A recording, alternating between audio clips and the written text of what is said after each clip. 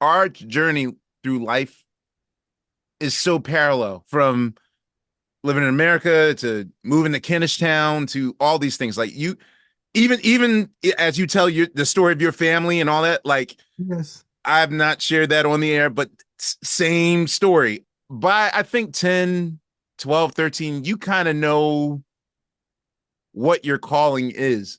What what is it that you desired to be before you were 18 years old? Like what did you think your calling was? Um, well, at various times I wanted to be a marine biologist for a short period of time, but I Mm. was serious about it. Uh, I wanted to be a journalist for a very long time and went to university for 1 year with the intent That explains of it. getting accredited. Yeah, okay, well, there you go. Because your lyrics are just absolutely.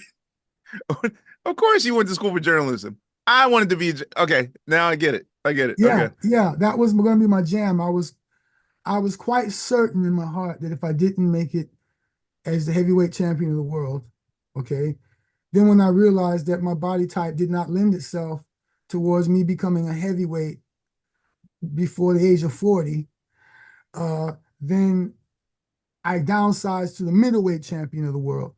And then I had my epiphany when I won the Golden Gloves for the state of Florida in 1980 during my 18th year when I was beating this kid, and his mother was was very emotionally supporting him and cheering him on. And I had a epiphanic moment that whatever I went into boxing to accomplish or to ascertain from the experience, I had gotten it.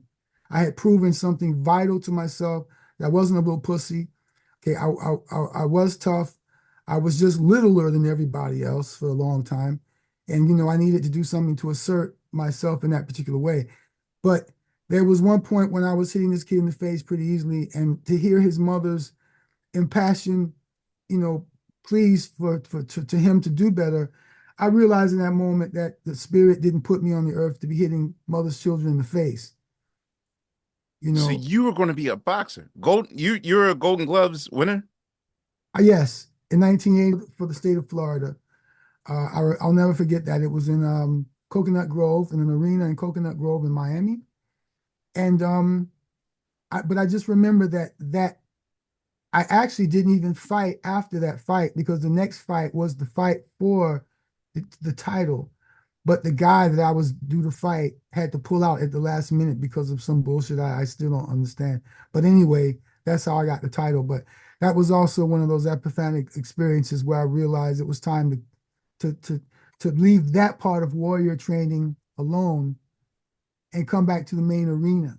So in some alternate life, like you could have been fighting like Ray Boom Boom Mancini or like University, I was really good. I was shockingly good for someone who basically pretty much wasn't supported in any other type of athletic endeavor.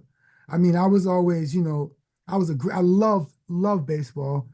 It's my favorite sport. I was a great little baseball player, but I mm. didn't have any ass. I couldn't get the ball much further than you know what I'm saying. And so, these coaches don't have any patience. We just need to fatten them up. I'm just this kid with got all the potential in the world, but you couldn't strike me out. I knew it instantly where the ball was going the minute it left the bat. I wasn't the fastest kid by a long shot on the team, but I knew how to steal base. I was all instinct and everything it was just pure instinct. Like Wow. basketball, I didn't have any height and I couldn't shoot worth a shit, but I was a great defender, great rebounder, great passer. And the more difficult the shot, the more likely I was to make it. The easier the percentage of shot, the higher percentage shot it was, the lower percentage it was going to get from me. You know what I mean? But the point is that I kept trying to find my athletic milieu, and I could never find it until by accident I discovered that I had a natural instinct for boxing during the 1976 Olympics. That great Olympics when you had Ray Davis, uh, uh, um, Sugar Ray Leonard, um, I forget there was like three or four guys on that squad who all want to become great champions. But yeah, I was a cousin of mine that come down from Jersey to visit us in Florida, and we went into the laundry room after one of the boxing matches, and we started piling a bunch of athletic socks on our fists, and we started punching each other. And I noticed I was like really good at it. And next thing you know, I had gotten the respect that I needed, and I had proven to myself what I needed until I got, like I said, I got the sign that this part of your training is over. All right. So now that I know that you are a real sports head, now I really have to analyze the Kobe and LeBron song.